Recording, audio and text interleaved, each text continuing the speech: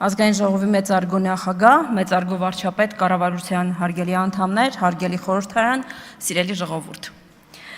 Ինչպես նկատեցիք, ընդդիմության մեր գործընկերները վերադարձել են, այլ կերպ ասած, հասկացել են, որ դահլիճից գնալը, լքելը, հեռանալը չի կարելի որակել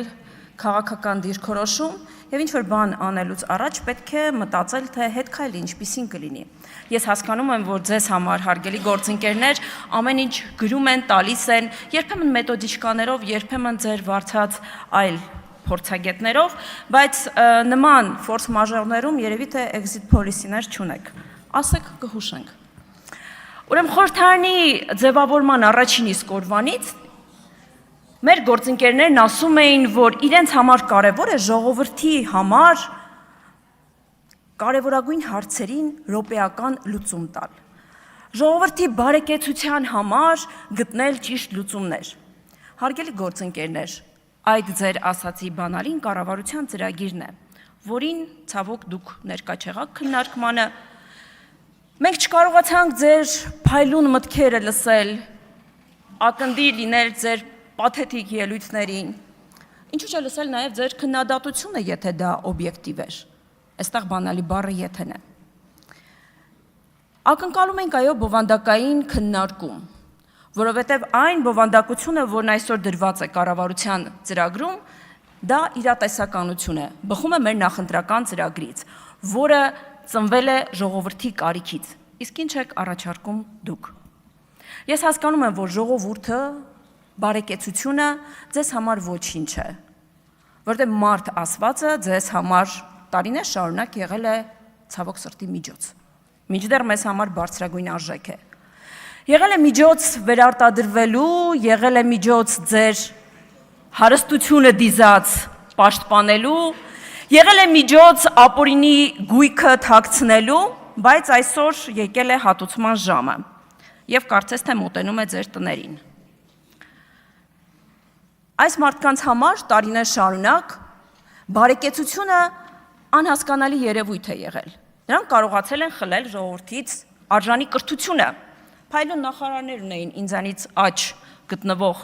քաղաքական ուժի ներկայացուցիչները, չնայած կարծես հանրապետականների մոտ էլ պակաս չի եղել, այնպես չէ, պարոն Կարապետյան։ Սոցիալական բևեռացում էին ստեղծել, ծայրահեղ աղքատություն, եւ մենք 18 թվականին սոցիալական բավականին ծանր վիճակ ենք ժառանգել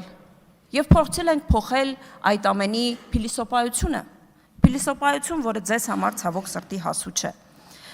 Ինչու, որովհետեւ ձեզ համար ժողովուրդը միջոց էր եւ դրա ականատեսը ցավոք սրտի մենք եղել ենք։ Դուք կարողացել եք հաշմանդամություն ունեցող ազատամարտիկին տանել միտինգների եւ հետո ծաղրել։ Ինչ ենք անում մենք փոխարենը։ Հաշմանդամություն ունեցող անձին տալիս ենք անձնական օգնական, որպեսզի ինքը կարողանա ներառվել հասարակության մեջ։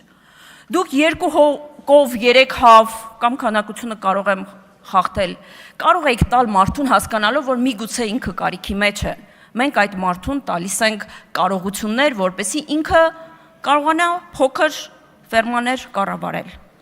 Դուք կարողացել եք եւ կարողանում եք 2 քաբաբով կամ մի քանիսով ավելի մարդուն գայթակղել, մենք իրեն տալիս ենք հնարավորություն վերապրոֆիլավորվելու, ձեռք բերելու հնարավորություններ այդ քաբաբը պատրաստելու եւ ձեզ մատուցելու։ Մեր եւ ձեր տարբերությունը։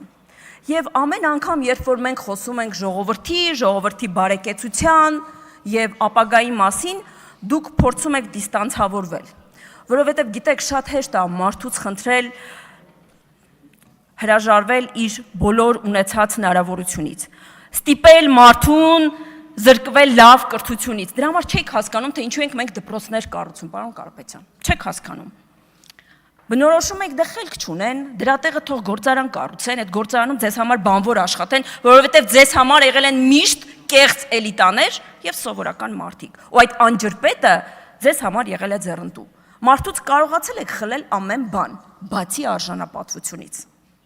Որովհետև արժանապատվությունն է, որ թույլ չի տալիս մարդու ճկվելու։ Արժանապատվությունն է, որ թույլ չի տալիս նժարին դնելու այլ երևույթներ, որոնք նյութական նշանակություն ունեն։ Եվ հասկանում եմ, որ ձեզ համար կարող է տարօրինակ թվան իմ խոսքերը, բայց մենք տասնամյակներով տեսել ենք ձեր քաղաքական հայրերի ձեռագրերը։ Եվ այսօր, երբ որ կառավարությունը թեև հավակնոտ, բայց իրատեսական ծրագիր է ներկայացնում, մենք այդպես էլ որևէ բովանդակային քննադատություն չլսեցինք։ Քավլիցի, մենք հեռու ենք այն մտքից, որ ցանկացած բան, որ մենք ներկայացնում ենք, անթերի է, պատրաստ ենք կառուցողական քննադատության, բայց երբ որ այդ քննադատությունը դատարկ է կամ տեղ-տեղ ուղղորդվում է այլ քաղաքական հորիզոններից, դա մտահոգության տեղ է տալիս իրապես մեզ։ Մենք առաջարկում ենք քաղաքացուն արժանապատիվ կյանք եւ իհարկե բարեկեցություն,